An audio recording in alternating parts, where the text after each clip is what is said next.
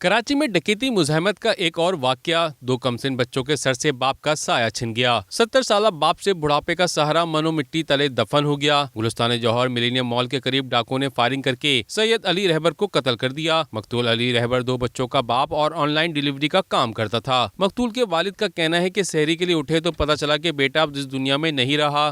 کوئی تفصیلات مجھے پتہ چلی سوائے اس کے کہ ڈاکوؤں نے گولی مار دی۔ ہم لوگ تو سحری کے لیے 3 بجے کے قریب اٹھے تھے تو ایک فون آیا کہ جناب سینا اسپتال میں ایک لاش آئی ہے جس کا نام سید علی رہبر ہے۔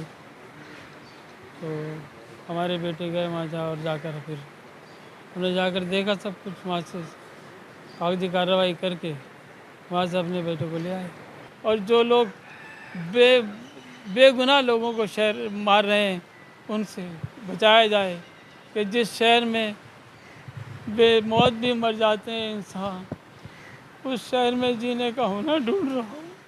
ڈکیتی مزاحمت کے واقعے میں شہریوں کے تشدد سے ایک ڈاکو بھی ہلاک ہو گیا۔ وزیر داخلہ سندھ نے فائرنگ میں شہری کے جاں بحق ہونے کا نوٹس لیتے ہوئے SHO شارع فیصل کو معطل کرنے کا حکم دے دیا۔ میٹرو 1 نیوز، ہر پل کی خبر۔